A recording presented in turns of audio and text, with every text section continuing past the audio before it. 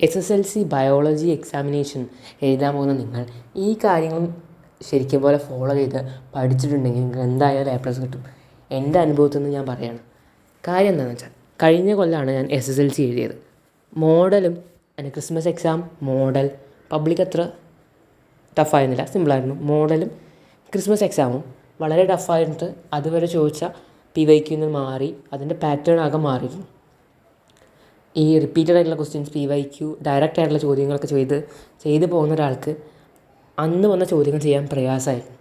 പക്ഷേ അതിൽ എന്നെ രക്ഷിച്ച കാര്യം എന്താണെന്ന് വെച്ചാൽ ഞാൻ ടെക്സ്റ്റ് ബുക്ക് നന്നായി റീഡ് ചെയ്തു. അതിൻ്റെ കോൺസെപ്റ്റ് എനിക്ക് ക്ലിയർ ആയിരുന്നു. ഈ ബയോളജി എന്ന് പറയുന്നത് നമ്മളുടെ ഹ്യൂമൻ ബോഡിയിലുള്ള അല്ലെങ്കിൽ പ്ലാന്റ്സിന് നമ്മുടെ ചുറ്റുപാടുള്ള കാര്യങ്ങൾ പഠിക്കുന്നതുകൊണ്ട് തന്നെ നമുക്ക് റിലേറ്റ് ചെയ്യാൻ പറ്റും. അതുകൊണ്ട് തന്നെ നമ്മൾ റിലേറ്റ് ചെയ്ത് പഠിക്കുമ്പോൾ നമ്മളുടെ മൈൻഡ് അത് സ്റ്റോർ ചെയ്ത് വയ്ക്കും. അങ്ങനെയാകുമ്പോൾ നമുക്കത് വേഗം കോൺസെപ്റ്റ് ബേസ്ഡ് ആയിട്ട് ക്വസ്റ്റ്യൻ വരുമ്പോൾ അതിന് ഉത്തരം എഴുതാൻ കഴിയും. അന്ന് മോഡലിനാണോ ക്രിസ്മസിനാണോ എന്നൊരു ഡൗട്ടുണ്ട്.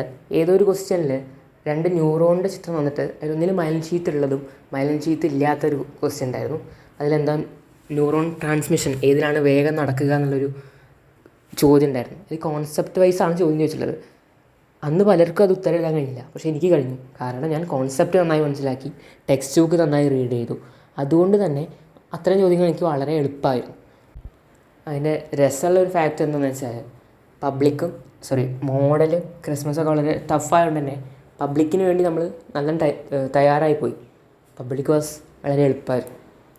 അതുകൊണ്ട് തന്നെ നിങ്ങൾക്കിടുന്ന 4 സെറ്റ് ക്വസ്റ്റ്യൻ പേപ്പറാണ് ഇടുക. ആ 4 സെറ്റ് ക്വസ്റ്റ്യൻ പേപ്പറിൽ ചിലപ്പോൾ ഏതെങ്കിലും ഒരു ക്വസ്റ്റ്യൻ പേപ്പർ വളരെ ടഫായിട്ടായിരിക്കും ഇട്ടുണ്ടായിരിക്കുക. അങ്ങനെ ഒരു ക്വസ്റ്റ്യൻ പേപ്പർ വന്നിട്ടുണ്ടെങ്കിൽ നിങ്ങൾക്കത് ടഫായിട്ട് ഫീൽ ചെയ്യും. അതുകൊണ്ട് തന്നെ ടെക്സ്റ്റ് ബുക്ക് കോൺസെപ്റ്റ് വൈസ് നിങ്ങൾക്ക് നല്ല ക്ലിയറായിട്ട് തറയായിട്ട് നിങ്ങളുടെ മൈൻഡിലുണ്ടെങ്കിൽ നിങ്ങൾക്ക് ക്വസ്റ്റ്യൻ ആൻസർ ചെയ്യാൻ കഴിയും.